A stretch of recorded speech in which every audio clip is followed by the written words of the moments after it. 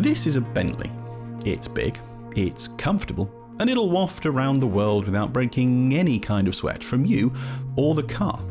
But it's also more. You see, this is the Continental GT Speed, and if ever a car had been given a name to reveal its exact purpose, it's surely one called Speed. This is the most powerful and fastest car Bentley makes, but you'd never tell. Bentley has done all it can to hide the fact that this is a special car. In fact, other than the odd very, very subtle speed badge, a little W12 badge, those slightly bigger 22-inch wheels, small carbon sills and a slightly darker tinted radiator, there's nothing to let you know this is anything other than the standard Conti GT. Under the bonnet is the standard Continental GT 6-litre W12. But this time, it's got 25 extra horsepower for a total of 659 and a total of, wait for it, 900 Newton meters of torque. That's more than enough torque to send Sir Isaac's apple all the way past Pluto. But it's not actually that much more than the standard Continental GT. It will do a total of 1 mile an hour more than the standard car at 208. No. The normal Continental GT is pretty much fast enough in a straight line anyway, but what it can't do is really engage a driver, or excite when it comes to a corner. That is what Bentley is aiming for with the Speed. It's still very much four-wheel drive, and the torque vectoring is done by braking. But while there is still 48-volt anti-roll bars and air suspension to keep everything gathered together, this is the first time that a Continental has had rear-wheel steering and, perhaps more importantly, an electronic limited slip diff. That electronic limited slip diff works through a pair of clutches to improve both turn-in bite and allow for a little more throttle control, combined with a new traction control system that Bentley calls Charisma Dependent ESC. If you ignore that bit of crew jargon, it means that the traction control in dynamic mode will allow you to spin everything up a bit without throwing you in irons and slinging you in drift prison. The ride is pillowy soft, as you would probably expect from a Bentley. It's not as wafty as a flying spur, but it's more than enough to get you to your destination completely unruffled, especially if you're in Bentley or comfort modes. And even if you're in sport mode, it isn't even that stiff then. And that is some pretty terrifying words to hear when you're talking about a car with any kind of pretense for performance. And there is no denying this is a large barge that's been rapidified. But it's not one that shouldn't have been. This is not one of those old Mercedes G-Wagons that had a V8 crammed into the bonnet. It's not a car that has loads of power and straight line speed but the body made of pudding. That said, it is still more of a panel beater than a 3D printer. Those 48-volt anti-roll bars have been tuned to make sure that the car stays pretty flat if you're in comfort or Bentley mode and just cruising along. But if you put it into sport mode, it changes a little and it gives you some roll. Not the kind of awful, horrible sort of heave that leaves you wondering exactly what's going to happen. This is the kind of roll that makes your brain know what's actually happening and helps you to drive.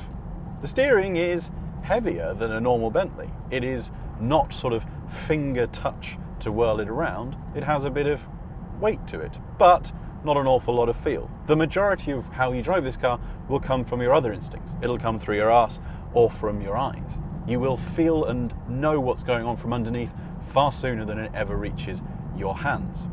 And then there's the brakes, which are the largest brakes ever fitted to any road car, and it shows. The first time you use them, even if you tap them slightly, you will plant your nose into the steering wheel. So it takes a little bit of getting used to. But once you have learned how to finesse it, you'll find there's an enormous amount of feel, and you really can use the brake however you want, which is not something you expect to say on a massive 2.3 ton car like this one. It may not be much more powerful or faster than the standard car, but that doesn't mean that it's slow. The standard Continental GT is pretty rapid in its own right. The difference here is that when you stick your foot down from stationary, you'll find that you can spin up the rear tyres for the first time. If you fire your way through a corner and continue to floor it, you'll find the back end might step out.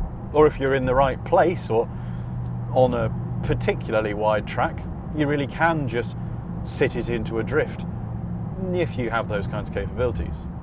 The gearbox is a dual clutch gearbox, and it is incredibly rapid to the point where you really don't notice that it's doing anything at any time ever. In sport mode, the changes are a little bit more noticeable, but really not a lot. It's just exceptional and very good.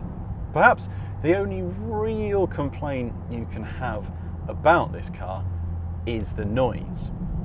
Now, the W12 has never been the purist's choice of engine noise. It's never been the most sonorous or soulful of sounds. And in this, it's unfortunately no different to any complaints you might have had before. It's more of a drone than a growl. It's not a song. It's not anything to really properly accompany you with any kind of music. It's just, well, it's there all the time. That's about it. All that said, this is still a very big car with a lot of torque, and it feels it. While it will shimmy and shake under load and tempt you with a little rear end movement, it's just too big to get really silly in unless you have a mile of runoff. So this is a car you cannot truly exploit on the road, but it also isn't a track car. A supremely talented machine that might just never get used properly. And that is perhaps the great contradiction of this car. It is a supremely capable, incredibly exciting car that you can't really experience anywhere. So what is the point of this car? It is a GT car that could, theoretically, be very fun.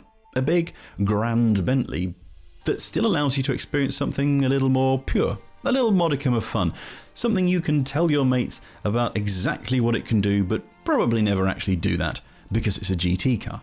The Continental GT has long had an image as a poser's car, one for the footballers, the rich boys who want to be seen in a Bentley.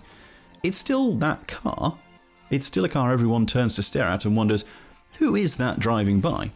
Especially in this Barney the Dinosaur spec. It's just that now it actually has the ability locked away underneath to deserve those stares. Now, where's the nearest skid pad?